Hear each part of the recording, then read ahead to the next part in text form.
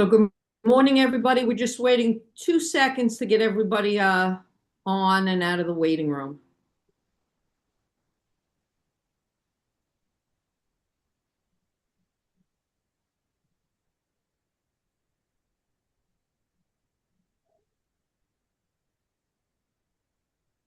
Oh, there's Ray. We've been waiting for you, Ray. You're So, muted. Helen, can you unmute Ray? Someone that says iPad 6 in case you can't. There you Yeah. go. Hi, There he is. Ray. Hello, everybody. Good. We were waiting for you. So we're going to get started. So good morning again, everyone. Welcome to the HIA-LI Long Island Economic Development Task Force. It's chaired by Joe Campolo, who you'll hear from in a second. For us, this task force began many, many years ago, actually in 2016, when we formed the task force very specifically to help push forward a lot of the action items for this Long Island Innovation Park at Hop Hog. Many of you are very familiar with it. It really is a major economic engine, more than 13 billion in economic output. And then several years later, COVID hit, right? As we all know. And we expanded the task force to take a look at Long Island economic development in general and really helping push forward projects of local and regional significance and areas of local and regional significance. So not only have we highlighted projects on Long Island, but we've highlighted things like tourism, which is now a $7.5 billion industry. We've highlighted the significance of and redevelopment of malls, so many other areas, and we'll be looking at many other things. We'll be looking at and really interviewing some of our university presidents in the future to look at what's going on with those universities as an economic development engine.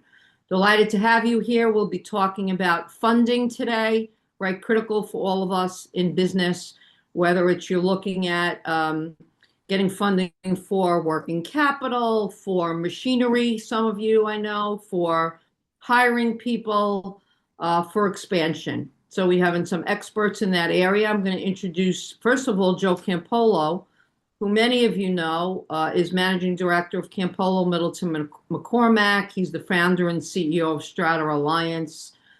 He also is a past board chair for the HIA-LI and current chair of our economic development task force. So we keep him super, super busy, and we appreciate it, Joe. So I'm going to turn it over to Joe. Great, thanks, and good morning, everyone. We were saying before the call how eerily reminiscent of COVID this type of call is. It's 6 years ago, but here we are, and we're moving forward. We're also talking a little bit about the importance of economic development, and more importantly, the misunderstanding, I think, of from the business community's perspective of actually what economic development is.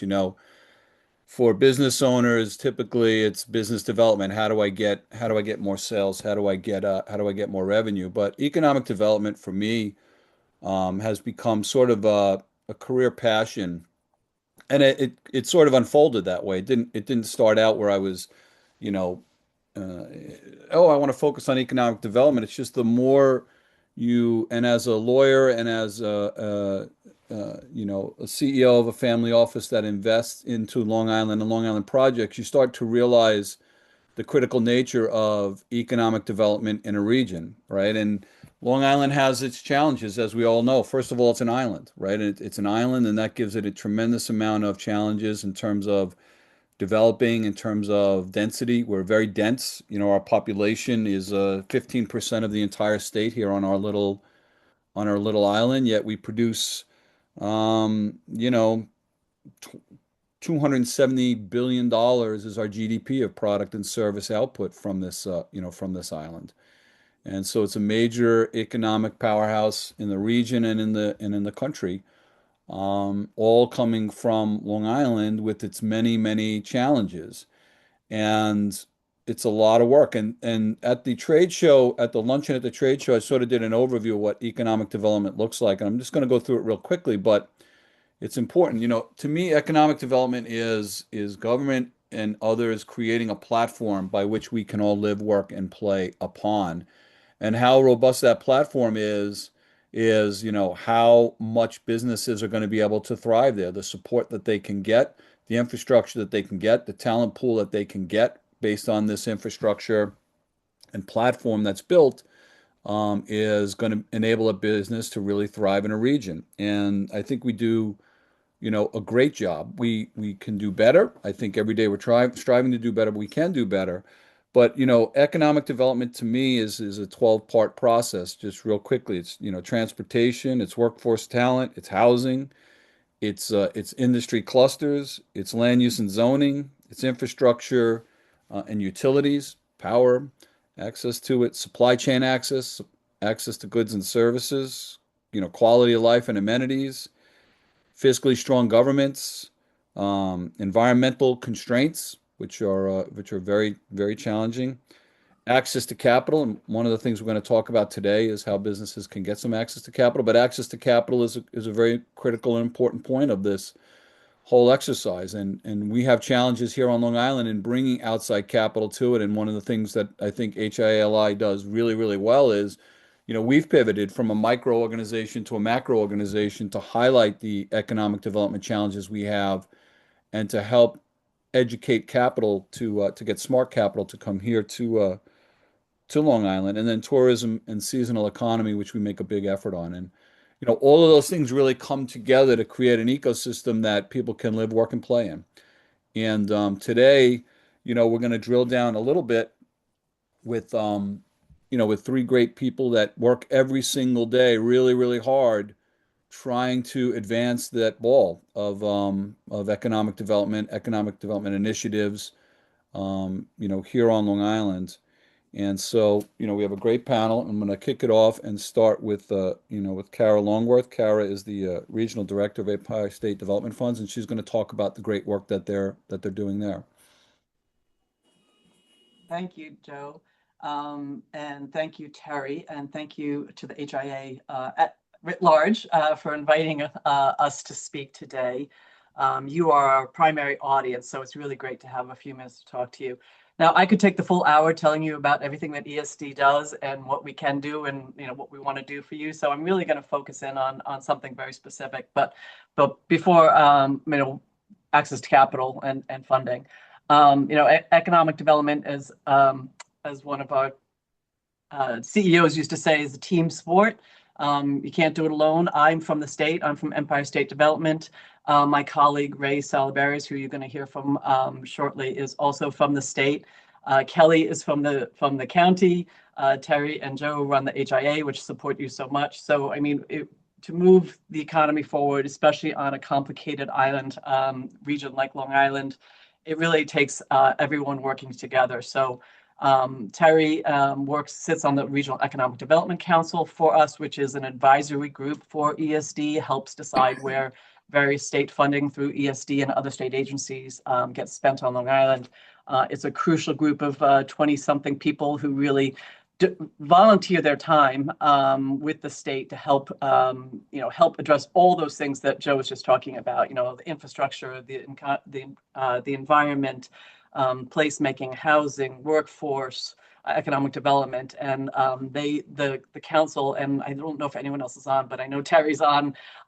They really help lead the region forward and develop a strategic plan every year that is so crucial, that really influences where that funding comes back to the region. So I want to specifically thank Terry for that.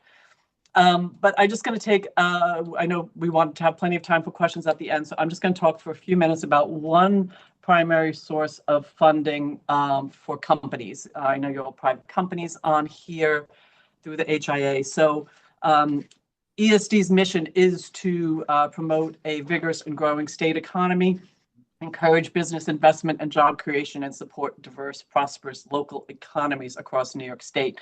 And the way we do that, we use different sources. We use loans, which Ray will talk to you about, grants, tax credits, real estate development, marketing, and other forms of assistance. So we really have a lot, and we encourage anyone to always reach out to us, specifically call my office. speak to any one of my team. Denise Zani is on with me today, but I have several other specialists in my office that can talk to you about any expansion you're looking to do in your business. But the one program that we really like to talk to about for private businesses is our Excelsior Jobs program. This is a really powerful program to help companies expand and grow. And as you see here, it's an open enrollment, so you can apply throughout the year. When you have a project in your company that's going to make an investment and create jobs, before you take any steps towards doing that project, please call my office. Let us see if there's a way to help you. These are tax credits, but they're refundable tax credits. So they've spread out over about 10 years. And if you don't have a tax liability for some year, you get a check that year, and it becomes a grant. A lot of people try to think grants are so great. We really encourage private businesses and give us the opportunity to explain to you how our Excelsior Jobs tax program will be more beneficial to you than a specific grant. So we look for job growth or investment track, as you can see on this list here. We need to see that you're making an investment in your facility. Either you're bringing in a new product line, you'd have to buy equipment, you have to update your equipment, you're buying a new building to expand, etc., and that you're creating new jobs. So Denise, can you go to the next slide? So some of the specifics about the program eligibility you'll see here. These are the companies, the types of businesses that are eligible, and how many jobs you need to create. So I'm assuming many of you are manufacturing firms that are on this email. I'm sorry. So a manufacturing firm, to be eligible, needs to create just 5 jobs, and not a lot. I mean, the more you create, the better the benefits will be. But manufacturing is one of our most important pillars in the state to support as far as economic development. And we really, manufacturing creates the jobs, the family sustaining jobs, increases the GDP for the region. They're so important that we really want to support your manufacturing plants to the greatest extent we can. So as you see on this list, distribution firms need to create 50 jobs, back office 25 jobs, entertainment companies 100 jobs. But for our manufacturing companies, we really just need a net 5 new jobs to be eligible for this program. And last slide, Denise, we have a few enhancements on our tax credit program. So we have our standard tax credit program. You come to us, you create 5 jobs as a manufacturer, you're making an investment. You come forward with all your information, you fill out an application, we will meet with you, we will talk to you, we will come back to you with an offer. We can do this in pretty short order, probably about 30 to 45 days, you can have an offer on the table. But if you're in any one of these industries, we give you even more enhanced credits. As you know, New York State's very focused on semiconductors. Not only is it the industry of the future, everything from our cell phones to our cars to airplanes are running on semiconductors. We have a massive project going on upstate. I'm sure you've heard about Micron and several others. So any company that is in the supply chain for semiconductors are eligible for enhanced tax credits through our Excelsior program. Also, green energy is incredibly important into the state, to the governor, to the region. So specific green energy projects also can receive enhanced tax credits. And childcare, as you hear the governor talk about childcare all the time, I'm sure all you companies and your employees are talking about childcare. So companies that either operate or sponsor childcare services to its employees are also eligible for an enhanced tax credit. And finally, the Green Chips project, but this is you have to be making a $3 billion investment in creating 500 jobs. So these are for the big semiconductor companies that are expanding in places that have thousands of available acres. Sadly, Long Island does not have that much land available for some of those huge semiconductor plants.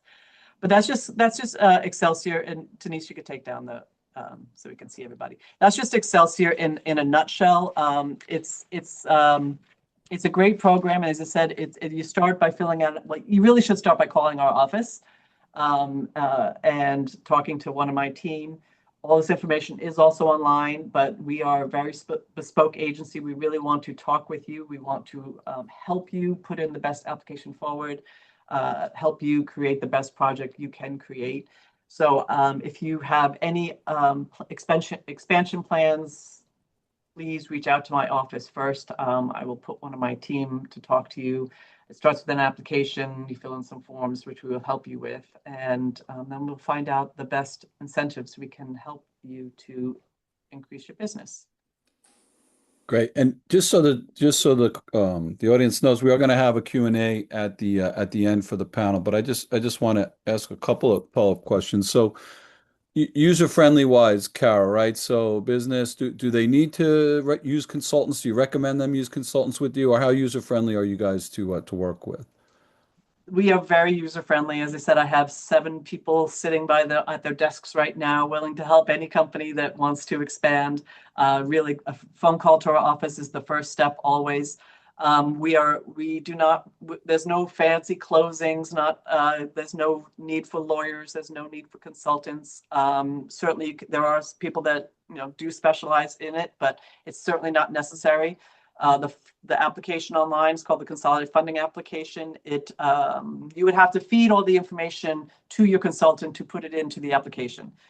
It is user-friendly, is intended to be user-friendly. It's not a test. There's no tricks. There's no gotcha anything. As I said, my team, as soon as somebody starts an application, we can see it in our portal. And so if you haven't reached out to us before you start the application, one of my team members will reach out to you shortly after you start the application, because we want to make sure we understand your business. We understand, we explain to you the process, and we want to make sure and we will help you with the application, make sure it's the best application going forward, and to help you expand your company. Yeah, what's the timeline normally? What's the timeline from application process to resolution of the application? So, like we said, we are open year round for this. We can, it's really how quickly you can get us the information. Like you filed the application, you need to file 3 years of financials. It will go through an internal review through our finance department. But I would say minimum 30 days, probably closer to 45, but we can move quickly if need be. And it's done on an application basis. It's not done like there's one period of time where all applications will be granted or not. It's done on application by application basis. The Excelsior Jobs Program is open year round. We do have a finite amount of grants through the state. Those go through the Regional Economic Development Council schedule, which this year opened early June, closed July 31st. We are currently reviewing those grants. Those awards will be made probably November, December. So that the grants are in a cycle, but the Excelsior Tax Program is open year round and are reviewed weekly internally. Yeah, that's great. I mean, the biggest criticism I've heard is not everybody understands it and applies for it, right? You guys have available resources and the business community doesn't utilize them. And I think that's one of the reasons we felt we wanted to have this program, is to let folks know that these resources are available and that they should apply when they feel they have a need to be able to obtain them. And I will tell you, like I said, we're here 12 months, 52 weeks. Come call us at any time and we'll help you go through the process. Yeah, and I'll tell the audience, I mean, a great success story is the Guide Dog Foundation, America's Vet Dogs, has a project of regional significance. They're building a puppy campus in Smithtown, but it wasn't going to be in Smithtown. Their major donor was out of Atlanta, who wanted to envision this and wanted that project to go into Atlanta, which would have meant hundreds of jobs and thousands of volunteer positions lost here on Long Island. And they found a friend and resources in Empire State Development to keep that project here. And that's just a huge win for Long Island. And there's many stories, like that come out of that process. So I encourage everybody to reach out. I know people are frustrated with New York. I know they're frustrated with Long Island, but there is help and there is resources. One of the things we can't do is just complain. We have to try and find solutions, and I think that ESD helps businesses find solutions to stay here in the region, which is great and very much appreciated. And I know Karen and her team work tirelessly to help accomplish that, which is great. So, like I said, we will have quick Q&A at the end, but I want to move on to Ray Salaberios. Ray is new to this group, but looks like he's been doing this for some time, right? And we want to say welcome to Ray. And Ray, why don't you give us an overview of sort of your world and the things that you're working on? Sure. Good morning, everyone. I don't play golf, but I know there's a term in golf. It's called a mulligan, where you ask for a do-over. So just have everyone hopefully take in consideration that Sunday morning I was having breakfast in a plaza in Rome, and so I'm here today. And so if I don't sound as coherent as I should be, it's jet lag. But that's what the mulligan's for. So yes, my name is Ray Salaberios. I'm Senior Vice President for Capital Access for New York State. My team and I, what we do is make sure that we do our best to get capital into the hands of business owners. Right? So we say we can help facilitate loans anywhere from $10,000 to approximately $15 million, depending on the size of the project. That's done in a myriad of ways with a bunch of just different initiatives we have. If you are a small business, and small business we define it as a business that has less than 100 employees. So if you need a loan anywhere from 10,000, let's say 250,000, that's the range to go there. We work very closely with CDFIs, credit unions, and banks throughout the state, and partner with them by offering the banks and credit unions credit enhancements. So credit enhancements, what they do is allow the bank and credit unions and CDFIs to say yes more readily. Right? Our credit enhancements induces the banks, credit unions, and CDFIs to take more risk. Right? And because lending is all about risk. And many of our bankers and CDFIs and credit unions have to take a modicum more amount of risk. So our loans and products really help to reinforce that. We want them to say yes to you. All right. So for instance, if you are a startup business, less than 2 years in business, and an entrepreneur, let's say you want to start a bakery, we have a program called the Main Street Capital. What that does is allows the CDFI we're working with to lend you up to $100,000, right? But the beauty of the $100,000 is, as an entrepreneur, as a startup, what we're telling you is that we're going to help you get the capital, but then we're going to help you grow that business. And one of the ways we do that is by not asking you to pay us back immediately, right? It's tough if you are a startup business and you get a loan of $100,000, $50,000 to start paying us back right away. It's difficult for you.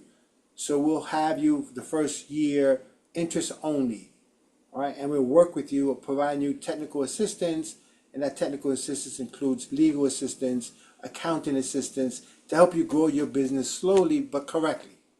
Year two, we go back to you and say, how you doing? Can you start paying us back? You may say no. Okay, well, we'll give you another year. So it's 2 years of interest only on a loan. Within those 2 year period, it should allow you to grow your business, do the marketing you need to get your market base expanded. So we think the Main Street Capital is really taken off. So I have a lot of information. Like I said, I just got here, so I don't have a slide presentation, but I'm sure I can send a slide out to Joe and to Terry and make sure everyone gets a copy of it.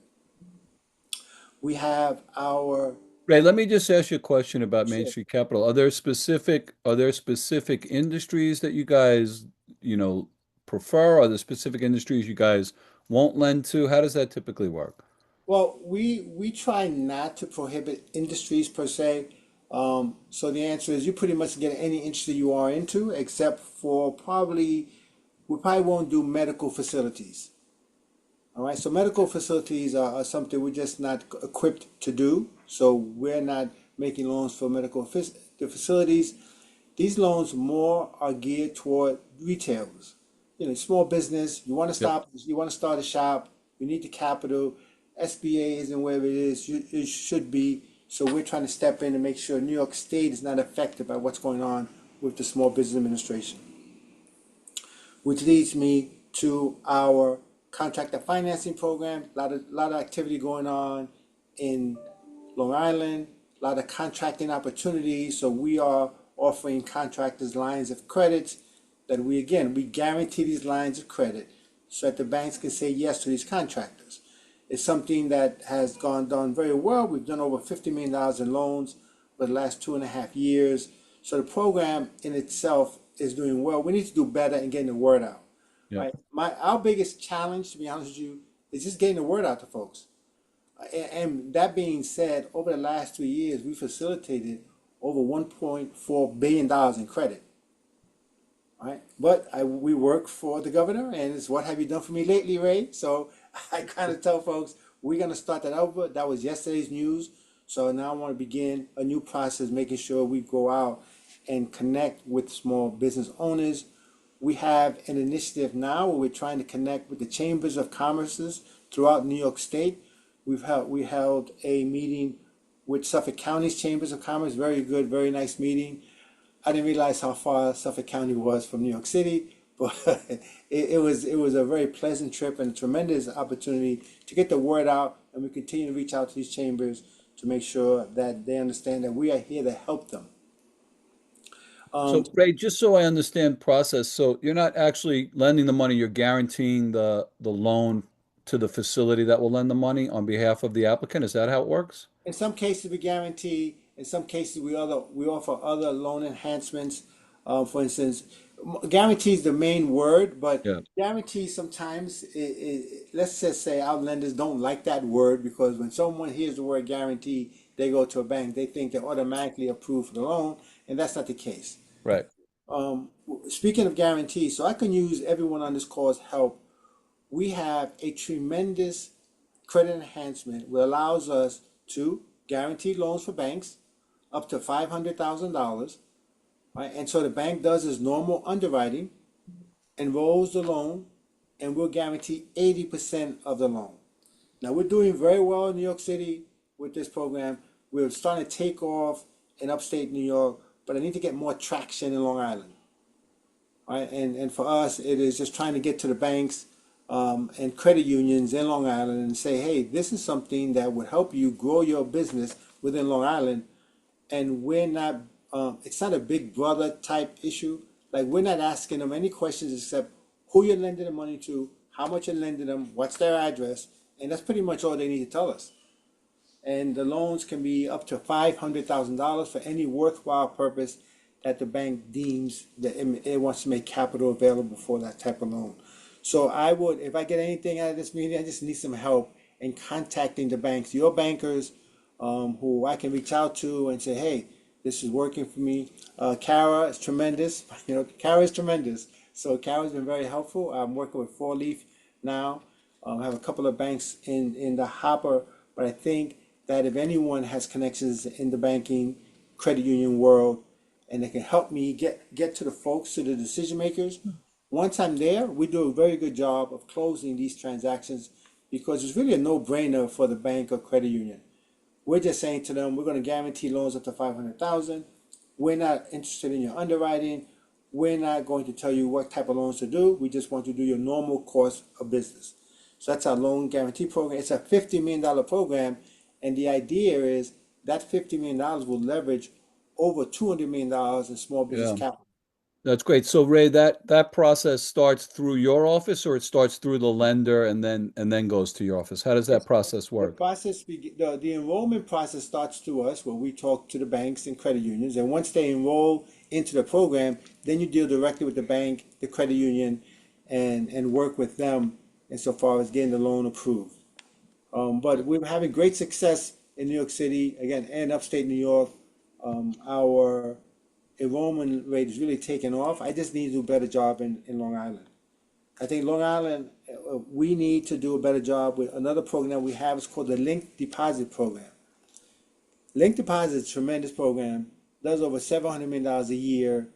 Our traction in Long Island could be better, right? Actually, our traction below the Mario Cuomo Bridge could be better. Upstate New York, everyone uses Link Deposit.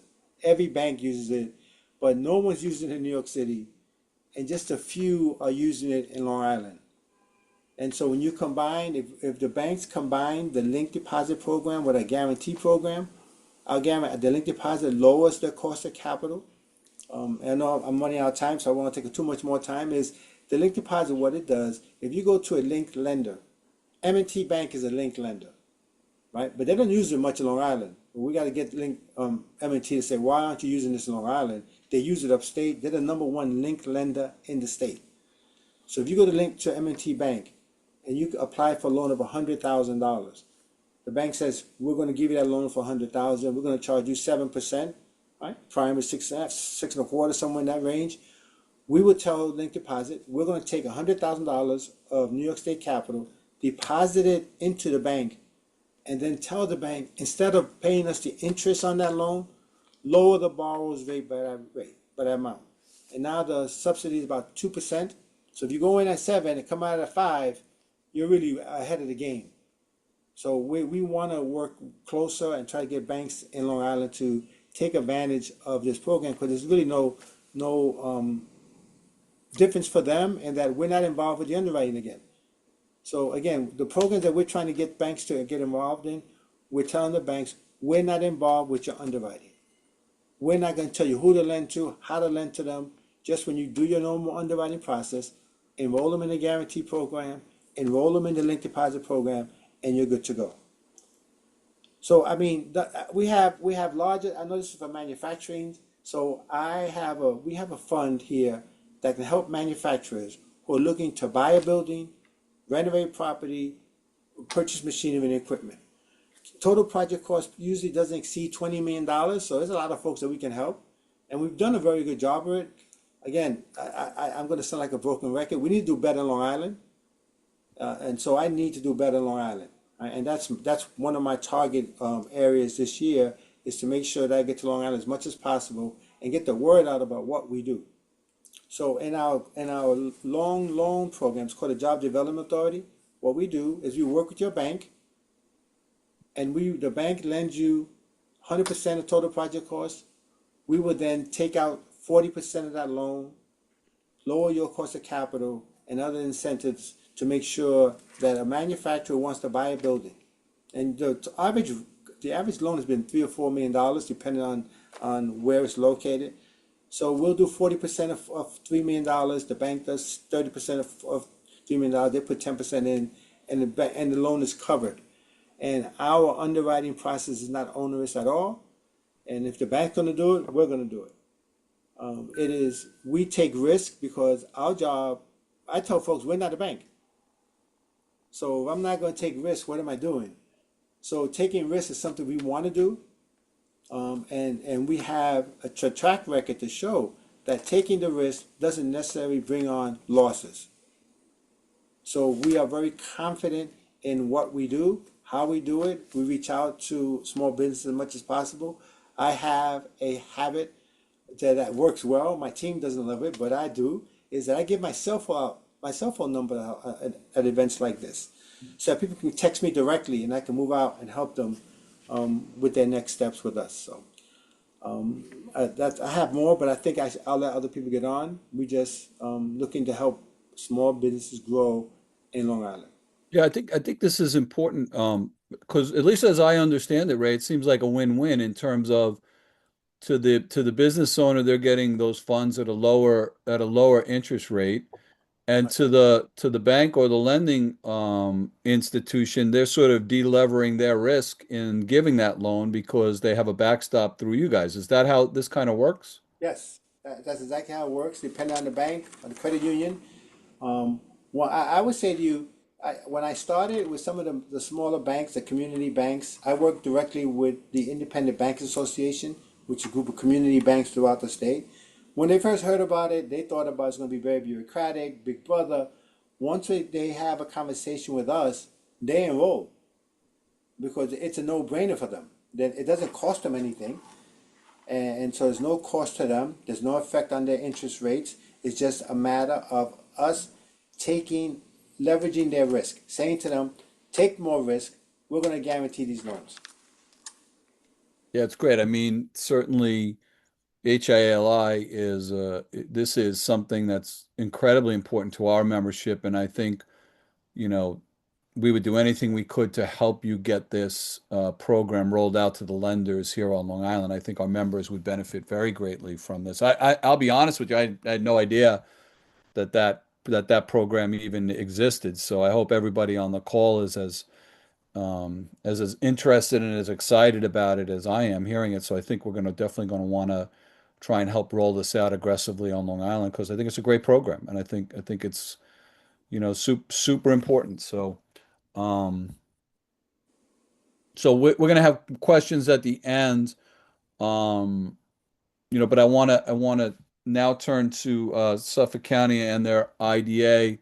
IDA is such a critical program here on Long Island. It's a misunderstood program, particularly in the media, right? But at least from Suffolk County's perspective, it's in great hands with my fellow board member, who's the executive director and CEO of the Suffolk IDA, and I'd like to turn it over to Kelly Murphy now to talk about the Suffolk IDA. Welcome, Kelly. Terrific. Thanks, Joe. Good morning, everybody.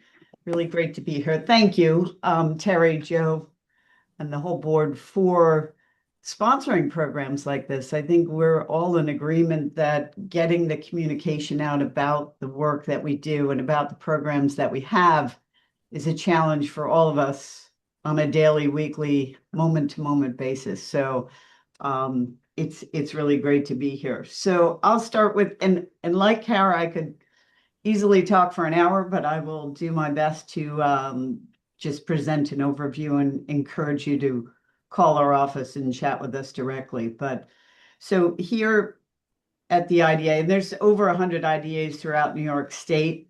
We are the Suffolk IDA. There are 4 other in Suffolk County town IDAs. And what we do is we promote economic development throughout Suffolk County by helping businesses remain, relocate, or expand their businesses. And as a public benefit agency, in return, the expectation is job creation, job retention, and private capital investment. So we do that through a variety of financial incentives, a mortgage recording tax exemption, sales tax exemption, and a pilot abatement or payment in lieu of taxes, also known as a property tax abatement. And that's the one that you hear the most about and is the most misunderstood. When people hear pilot, they think they're not paying any taxes. They're paying zero, they've abated the taxes. What we do is we reduce the future assessed value of a new project over a period, generally 10 years, sometimes 15. It's very rare that it goes beyond 15. I think we have one pilot that is 30 years, and that's a restricted use, affordable housing, low-income housing project in Babylon. So again, some of the myths that are out there. And what we do is over that 10-year time period, the savings for a company is about 27-28%, which is meaningful when you're relocating, when you're buying a building, when you're entering into a 10-year lease, which are all qualifying events for being eligible for IDA benefits. So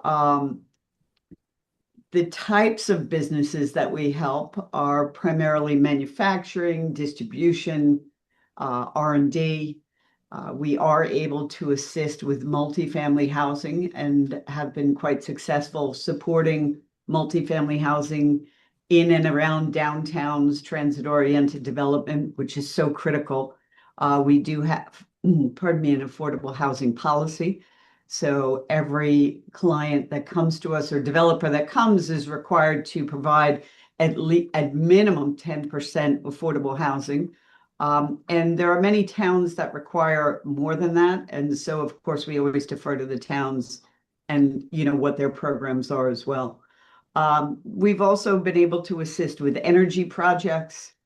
As far as hospitality goes, hotels must meet certain exemptions to qualify. And that's primarily that they act as a destination. Good example of that would be the Northport Hotel. We were able to assist them because they were not anywhere close by goods and services available in that type of program. So, like my partners, we always say, please give us a call. Please talk to us about whether or not you think your company is eligible. As a government agency, you don't need a consultant. You don't need an attorney initially. For us, you do need one further on because every one of our projects enters into a real estate transactions. So that requires legal minds in the end. But to get through the process, to talk to us, to fill out the application, many people do use consultants, Joe. I know that was something you brought up before. Yep. But we're free and we've been doing it for quite some time. So I'll actually go to clients' business and assist or help them with the application. Just like ESD. I mean, really helpful with the whole process all the way through.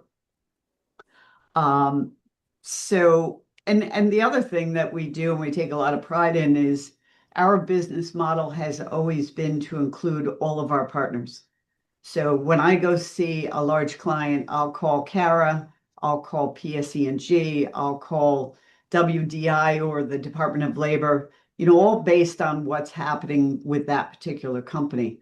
And we go as a team and we say, this is the full suite of benefits that we have to offer. So while we're able to help in this area, Kara has, 4 different programs, and so does PSE&G. And if somebody qualifies for IDA benefits, generally they qualify for ESD. There are definite exceptions there. So they're important to note. But yeah, that's I'm not sure how much more detail, Joe, you want me to go into. So talk about the program, right? Because I think it's important for people to understand, and certainly on a real estate development project, right? You're sort of giving tax relief for a certain amount of years on a stagnant tax to enhance growth taxes, right? That's sort of the trade that we're making and the bet that we're making Right. on the use of those dollars. So just talk about that a little bit so people understand how important that really is.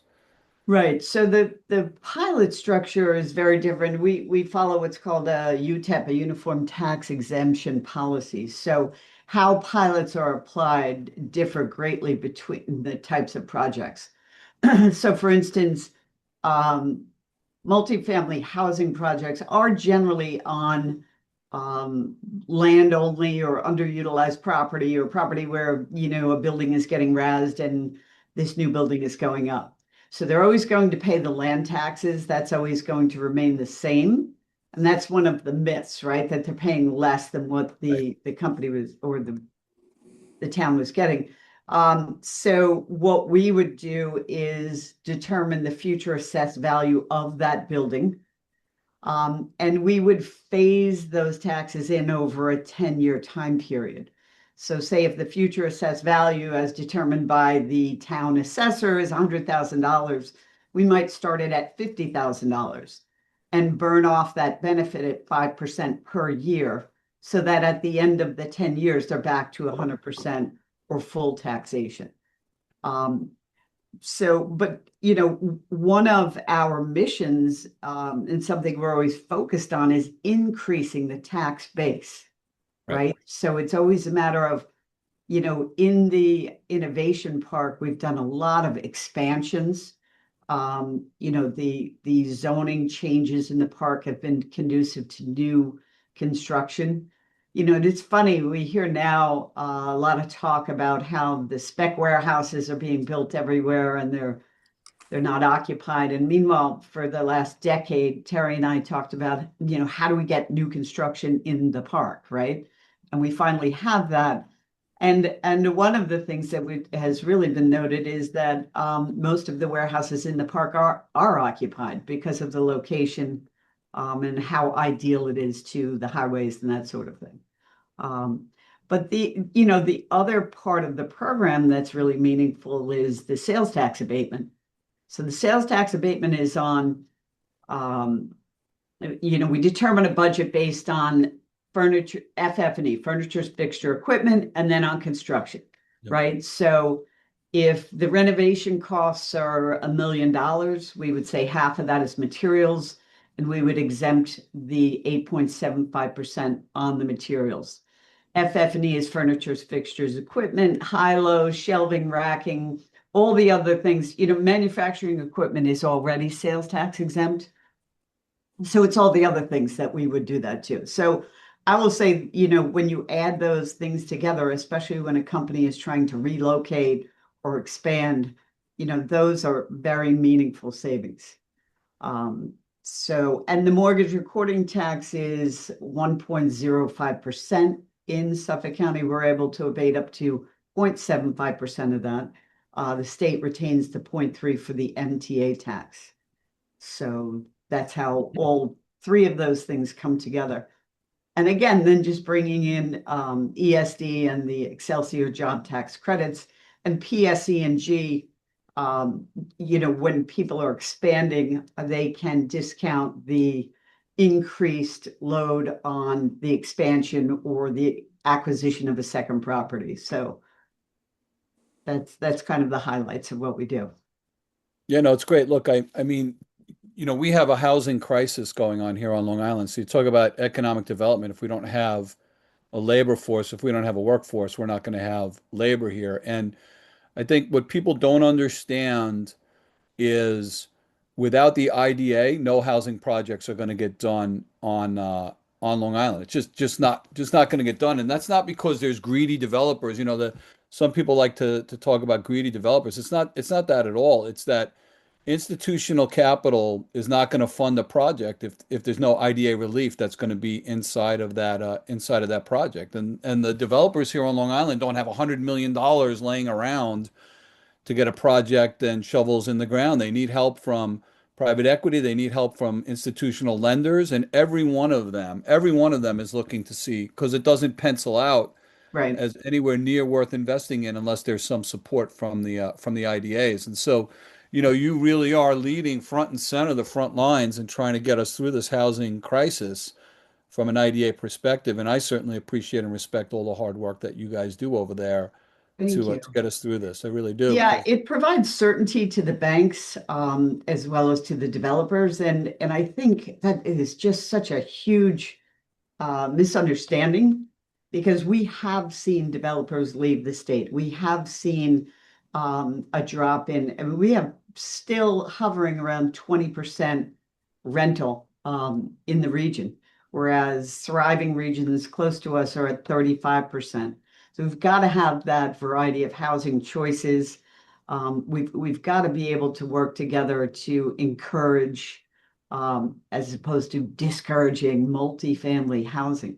So aside from what they have to go through for permits and entitlements and the length of time and people not wanting them in their community, I mean, the good news is the developers at least have decided, listen, we're only going to try to build where people want us, right? We're not going to impose multifamily housing in areas that aren't accepting, but it's still not enough. And it's the number one thing we hear from all our CEOs. And Terry and I have done a lot of thought leadership pieces, Joe, as you know, and you've been very involved. And it's the number one thing we hear from the CEOs that they can't keep a highly skilled workforce or attract new workers because they can't afford to live here. Yeah, and look, the numbers are any good real estate project that someone wants to invest in, it's 20% IRR. Without IDA support, no project on Long Island can be profitable. It's just nothing pencils out to give an investor any incentive to want to be involved in a project. So it's super critical the work that you guys are doing there, Thank um, you. for sure. Um, so we can turn to Q&A, Terry, unless you want to add something prior to that. And Terry she's quiet on these calls, but she leads the charge every single day in terms of economic development here on Long Island. I mean, it's amazing how much she and her staff are able to accomplish. And Terry, I kind of view you as part of this panel in that, what has been HIA's journey from economic development and from your perspective as well. Sure.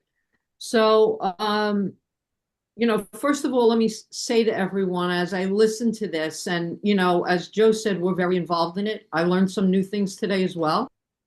So I really do hope that the people that are on here are saying to themselves, gosh, I didn't know that, I could do that, or I didn't know that money is here. That's what this is really all about. Number one, we continue to stay absolutely committed to getting this information out because I think that's the biggest challenge. Ray alluded to it, making a better connection so that all of you understand what is available. And I see Peter Shields. Hi, Peter. I see that you've joined us. So I'm hoping that you make that commitment as well as a reporter. That would be wonderful to get this information out. We're also committed, Ray, to, yeah, we're also committed, Ray, to connecting you to those bankers and the Bankers Association. So, go back to what Kelly said, that, that's the number one issue is that we have a lot of good programs if people don't know about them, right? And they're saying to themselves, how do I keep this talent workforce here? I just can't afford to do it. So again, we're committed to making that connection. I know we're going to open it up to Q&A, but before we do that, for the speakers, if you have not, we're going to ask you to go into the chat. And I know, Ray, you're going to give everybody your cell phone number. You promised. I know you gave it to me, so I know you're going to do it. Just if you can put your contact information, and we'll send that out after we're done as well. Yeah, that's great. I was going to ask them to put what the best way is for people to contact their organization and get the process started. Good. We're going to open it up to Q&A. Yep. If anybody in the audience has a question, just feel free to raise your hand or put it in the chat, and we have a few minutes now to do some Q&A.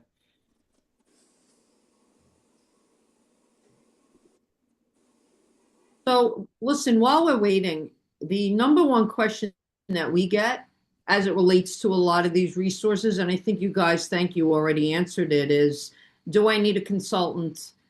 How do I go about doing this? And I can't mirror enough what both Kelly, Kara, and Ray said is they are here to help you, and pick up the phone, call them, email them, and they will take you through the entire process. It is a lot less painful than you think it will be, right? I mean, you guys can speak to that better than we can, but they're here to help. So we encourage you really to reach out.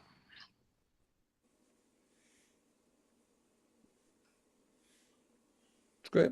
It doesn't look like there's any questions. It looks like we have two hands raised right now. No, I don't. Hallie's got the. I have Nick and Theo, so I don't know if Nick wants to ask his question first. Do they have to unmute themselves now? Yes, they likely will.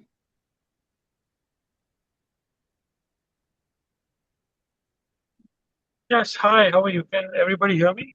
Yes. Good morning. Thank you for this amazing Zoom call. It is really informative. I am an importer. I import paper bags from India, and I work with retailers directly, mainly fast food. And I've had a good success rate. I want to scale my business. I have a warehouse in Ronkonkoma, and I'm looking to increase the number of containers I can import every month so I can, service more businesses. I'm eliminating the distribution in between because I am now the manufacturer and the distributor, and I sell printed bags for the cost of plain bags. So it is basically free marketing for my end users.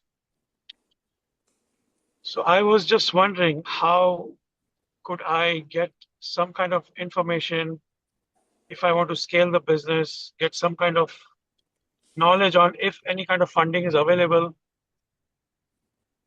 to increase my import goods. Nick, I'm sorry, go ahead, Terry.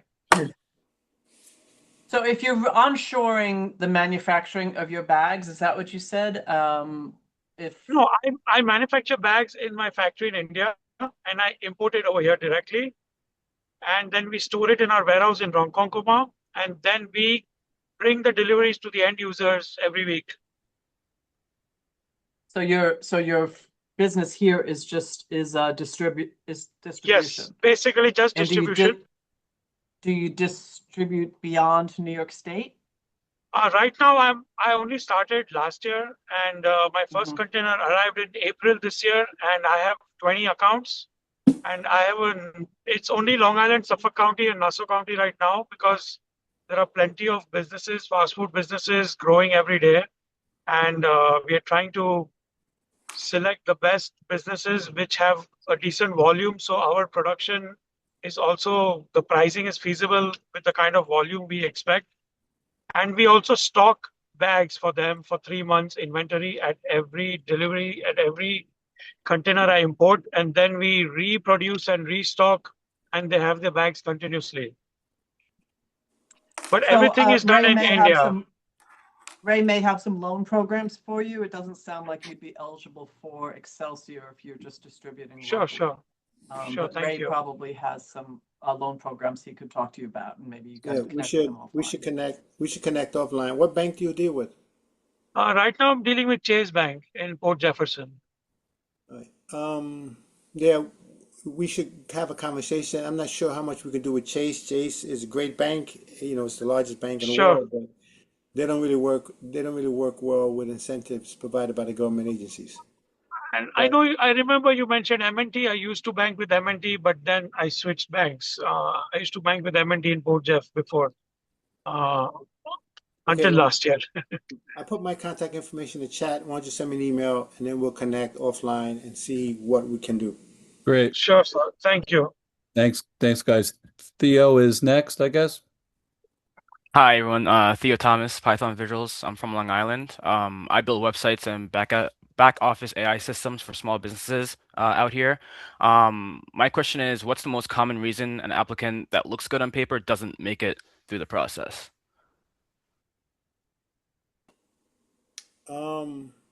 It's hard to say what's the most common reason. If I had to guess, it's credit score. Right, the inability for the banks to wrap their arms around individual credit scores is one. Time in business is definitely another issue. Banks normally want you to be in business at minimum 2 years, but between the combination of credit scores and time in business, I find to be the issue that hinders businesses the most, which is why we create these credit enhancements so that we can help the banks overcome their initial resistance to someone with low credit score or who has been in business less than 2 years. All right, thank you. Okay. Appreciate it. Great. Any other questions? It looks like Melinda has a question. How come I'm not seeing hands here? Everybody, and thank you for such an amazing meeting. Oh my God. I am new to Suffolk County. My business is called The Wait Is Over. It's a woman empowerment business where we empower women, minorities, and help people get back into the workforce. I'm trying to get it off the ground and started as a startup. So I definitely want to get in reach with Ray and get some more information because I'm not privy to Suffolk County. I moved here about 2 years ago from Atlanta, Georgia. But I'm very excited to see what Suffolk County has to offer to minority type businesses like mine that are startups. And I definitely have other people I would love to, send you guys way as well. So I know that I'm interested, very interested in getting the help that I can. And thank you for such a great informational session today. It was well put and great information. Thank you, thank you, thank you. Thanks, Melinda. Welcome to Long Island. But we couldn't tell with your accent that you weren't native Long Islander, Melinda. The Southern accent comes sometimes. So, Joe, it looks like we have a question also in the chat. It's from Peter Espina. Peter, are you still on? I don't see you on. Yes, I am. There he is. Yes. Yeah, my company repurposes technology from Los Alamos, and it's non-invasive technologies. And I was wondering if there's funding available for new product development. Because right now we've been focused for the past 8 years co-developing with customers, and that's how we get the funding. But we want to accelerate our own development, and we need funding to do that. Is there programs that you have that would do that? So, Peter, you're at the high-tech area in particular, right? Yes, we're a research group. Have you considered the venture capital route? I've heard so many bad stories going that route. Okay. So we've been very careful. So we haven't needed funding for the past 8 years, but we want to accelerate some of our initiatives, and that would require funding. Right now, everything we've been doing is customer funded. Well, I'm not sure what stories you've heard about negative stories about venture. I don't think you've heard many negative stories about what New York State is doing in the venture scheme of business development. So I can put you in contact offline with Jennifer Teagan. She runs our venture capital program, and depending on what your needs are, Jennifer does a great job in it. So she has New York State received $500 million in capital from the federal government. So 60% of that capital went to my team insofar as to give out loans, and the other 40% went to Jennifer's team to give out venture capital. She's doing a great job in getting the money out. So between both of us, depending on what your needs are, we probably can help you in some way. Okay. Yeah, I'd love to sit down and review some of the options, because we have a lot of technologies and a lot of solutions, and we really want to move them forward. You can see on my table some of the stuff that we're working on. I can tell you right now, you should send me an email. My email is in the chat. Tell me who you are, what you do, how much money you're looking for, and I can forward that to Jennifer's team, and they'll get back to you immediately. Okay. We're also looking at the non-traditional way of doing startup. Instead of coming in cold and creating a new company, we were considering acquiring a company that's already existing, and then infuse that with our technology, expand their business, capture the market from their side, because they already have the distribution, they already have the issues.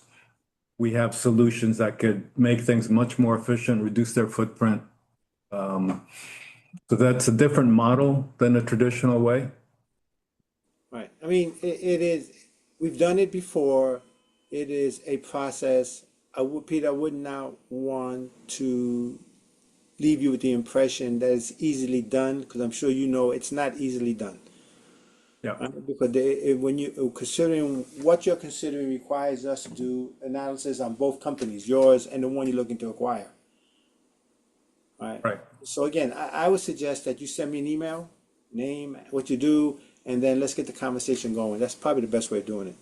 Okay. Yeah, my lab is located in Bayshore, Long Island. Okay.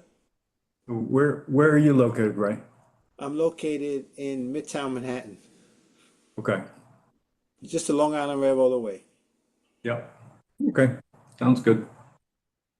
Thank you. Do we see any other questions? I'm not seeing, do we see any other hands up? I'm having a problem with my screen, so. No? Joe, you want to make some closing comments? I just want to thank everybody. I want to thank the panel. I mean, these are people that every day, all day, are working hard to make Long Island, the best place to live, work, and play that it can be for all of us, right? And I think all of this goes on. We don't really understand it, but we need to. We need to understand it better. We need to support it, and we need to learn more about the programs. We need to educate our friends and our co-business owners about these programs that exist out there, because they're super critical to the Long Island economic infrastructure. So I just say thanks, everybody. This is what this task force tries to produce, are resources that are valuable to the business community, right? And educate everybody. And that's what I got, sir. Good. So thanks, Joe, and thanks everybody. Wonderful to see you all make connections. Thank you for all the hand clapping that went across the screen. That was beautiful. But listen, really important information. And as I said before, we're committed to continuing to not only do programs like this, but to get this information out on a far more consistent basis. So we'll be following up. Those of you who had decks that you shared, if you want to hopefully share them with us, we can get them out to all the attendees as well as your contact information. The recording will sit not only on YouTube, but on our website. So you can listen to the whole recording if you'd like to as well. And thank you guys again. Everybody have a great afternoon. Thank you. Thanks, Tef. Thanks, everybody. Bye, everybody.